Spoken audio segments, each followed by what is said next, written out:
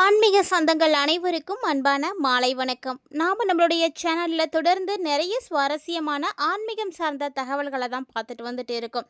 அந்த வரிசையில் அடுத்து வரக்கூடிய 15 நாட்களானது எப்படி இருக்க போகுது, ரிஷபராசி நேயர்களுடைய வாழ்க்கையில் என்னென்ன மாற்றங்கள் நிகழ இருக்குது, என்ன மாதிரியான கிரக சூழ்நிலைகளானது இருக்குது, மேலும் இந்த நாட்களை நீங்கள் எளிமையாக கடந்து வரத்துக்கு என்ன வழிபாடுகள் செய்யணும் அப்படின்றத பற்றின நிறைய சுவாரஸ்யமான தகவல்களோடு தான் இந்த பதிவானது இருக்க போகுது. ஸோ வீடியோவை ஸ்கிப் பண்ணிடாமல் முழுமையாக பாருங்கள். ரிஷபராசி நேயர்களுடைய குணங்கள் ரிஷபராசி நேயர்களுக்கே தெரியாமல் தான் இருக்குது.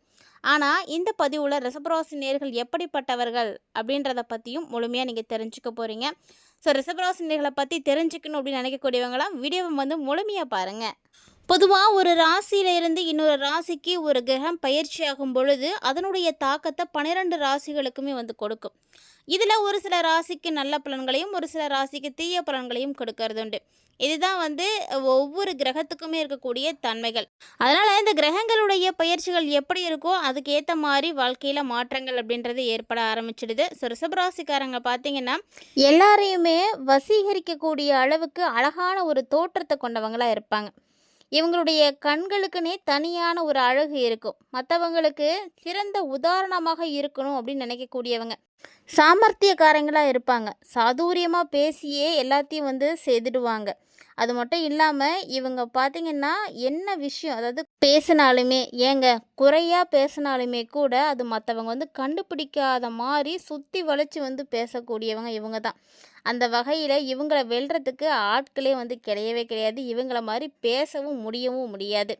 அவங்க அண்ணன் நம்மளை கேலி கிண்டல் தான் பண்ணுவாங்க. ஆனால் அது வெளிப்படையாக தெரியவே தெரியாது. அதை நாசுக்காக செய்யக்கூடியவங்க.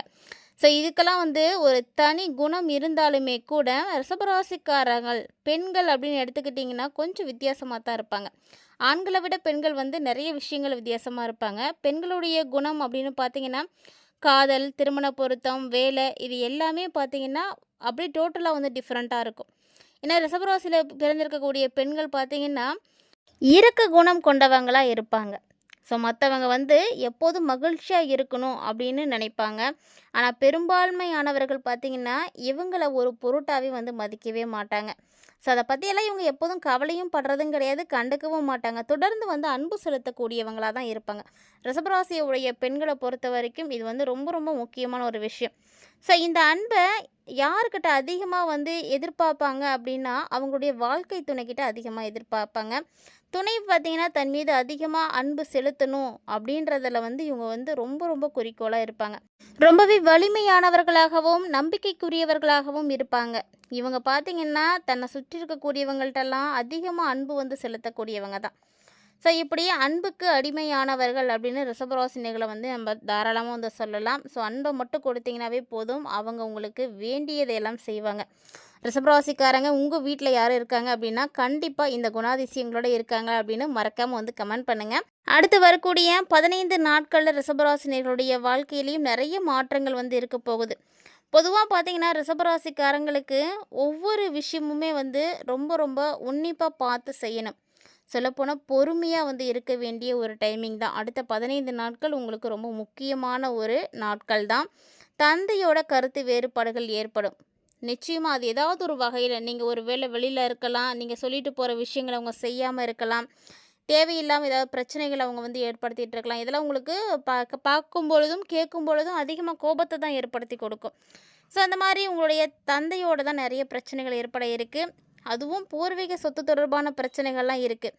இந்த டைமில் நீங்கள் அவசரமாக எந்த ஒரு முடிவும் எடுத்துடாதீங்க. கணவன் மனைவிக்கிடையும் அப்படி தான். இந்த டைமில் தான் நிறைய அன்பானது அதிகரிக்கும்.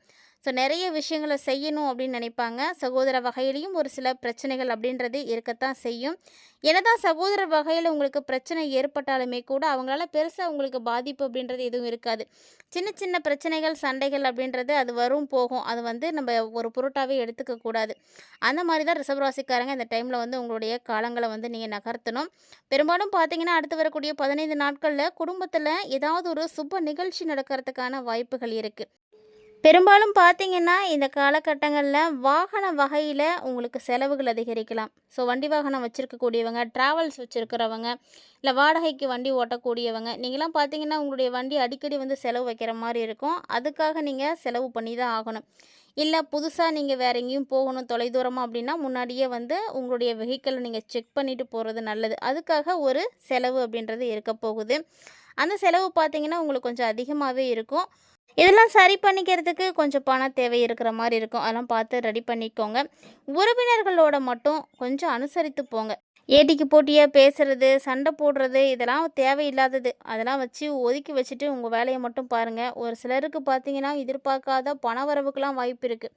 அது எப்படி நடக்கும் அப்படின்னா, உங்களுடைய கிரக சூழ்நிலைகள் வந்து கரெக்டாக இருந்து உங்களுடைய தசாபுத்திகள் நல்லா நடந்துகிட்ருக்கு அப்படின்னா கண்டிப்பாக இதுக்கான அமைப்பு இருக்குது. ஸோ எல்லாருக்கும் அமையுமா அப்படின்னா கிடையாதுங்க. ஒவ்வொருவருக்குமே அவங்களுடைய ஜனனகால ஜாதகத்தை பார்க்கும் பொழுது தான் முழுமையான பலன்கள் தெரியும்.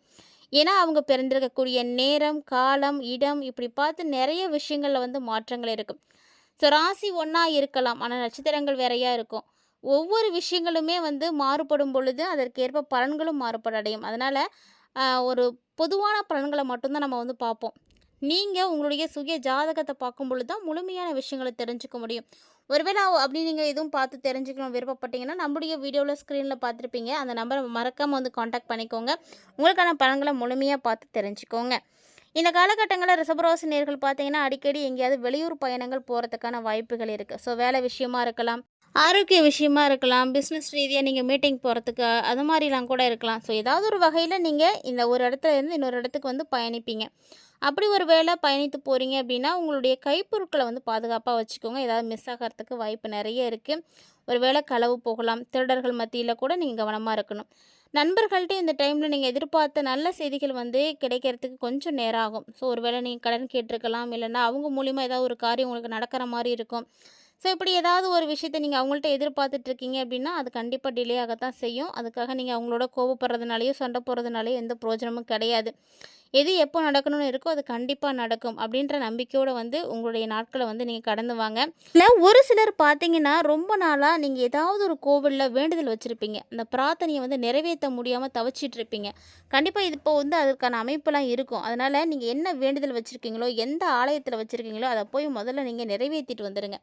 அதற்குரிய அமைப்புகள் வந்து கிடைக்கும்போது செய்கிறது தான் நல்லது. இல்லைன்னா நம்ம போகணும் போகணும்னு நினச்சிக்கிட்டே இருந்தாலுமே கூட அது நடக்காது. ஸோ இந்த வாய்ப்பு இப்போ வந்து கூடி வரப்போகுது. உங்களுடைய வேண்டுதல்கள், பிரார்த்தனைகளை நிறைவேற்றிட்டீங்க அப்படின்னா உங்களுக்கு அடுத்தடுத்த நல்ல விஷயங்களானது நடக்க ஆரம்பிக்கும். அலுவலக வேலையை பொறுத்த வரைக்கும் உங்களுக்கு ரொம்ப ரொம்ப சூப்பராக இருக்கும். ஸோ வேலை ரீதியாக உங்களுக்கு எந்த பாதிப்பும் இருக்காது. ரொம்ப கலகலப்பான ஒரு சூழ்நிலையெல்லாம் இருக்கும். எதிர்பார்த்த சலுகைகளும் வந்து உங்களுக்கு கிடைக்கும். அதெல்லாம் வந்து நல்லபடியாகவே இருக்கும். இது வரைக்கும் உங்களுக்கு கிடைக்காம இருந்திருக்கலாம், ஆனால் இனி வந்து கிடைக்க ஆரம்பிச்சிடும். ஆனால் பணி சுமை மட்டும் கொஞ்சம் அதிகமாக தான் இருக்கும். வழக்கத்தை விட கொஞ்சம் கடினமாக உழைக்கிற மாதிரிலாம் இருக்கும். நேரம்லாம் பார்க்கக்கூடாது. நேரங்காலம் பார்க்காம உழைச்சிங்கன்னா மட்டும்தான் உங்களுக்கு இந்த காலகட்டங்கள் நல்லா இருக்கும். நீங்கள் எப்படி நினைக்கிறீங்களோ உங்களுடைய விருப்பப்படி வந்து நடக்க ஆரம்பிக்கும் எல்லா விஷயமும். வியாபாரம் செய்யக்கூடியவங்களாம் அப்படி தான். புதிய முயற்சிகளில் மட்டும் தயவு செஞ்சு ஈடுபடாதீங்க. அதுவும் பெரிய அளவில் முதலீடுகள் கண்டிப்பாக நீங்கள் செய்யவே கூடாது.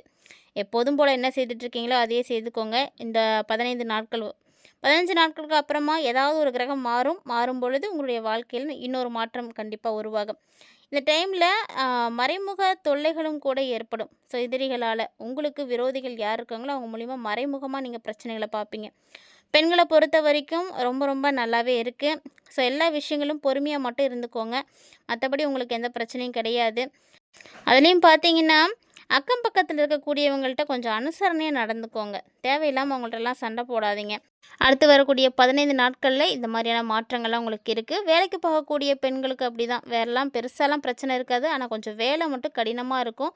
நீங்கள் முன்னாடி செய்கிறத விட இப்போ கொஞ்சம் கூடுதலாக உழைக்கிற மாதிரி இருக்கும். அதிகமாக வேலை செய்கிறதுனால உடல் அசதிகள் ஏற்படலாம். ஒரு சிலருக்கு பார்த்திங்கன்னா ஒர்க் ப்ரெஷர் ஆனது இருக்கும். அதனால டென்ஷன் வரும். ஸோ அப்பப்போ உடம்பு சரியில்லாமல் போகிறது, தலைவலிக்கிறது இதெல்லாம் வந்து ஏற்படும். இதெல்லாம் வந்து ஒரு பெரிய பிரச்சனையாக வந்து எடுத்துக்கக்கூடாது. ஸோ இது வழக்கம் போல் அப்பப்போ வரும், அப்பப்போ போயிடும், அந்த மாதிரி தான்.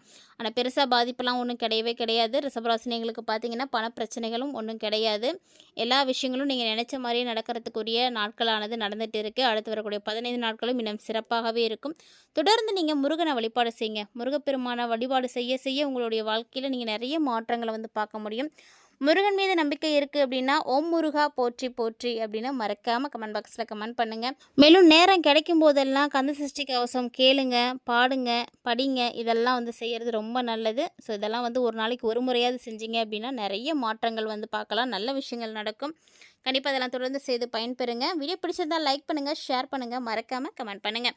மீண்டும் இது போல் சுவாரஸ்யமான தகவல்களோட மற்றும் ஒரு ஆன்மீக தலைப்பில் சந்திக்கலாம்.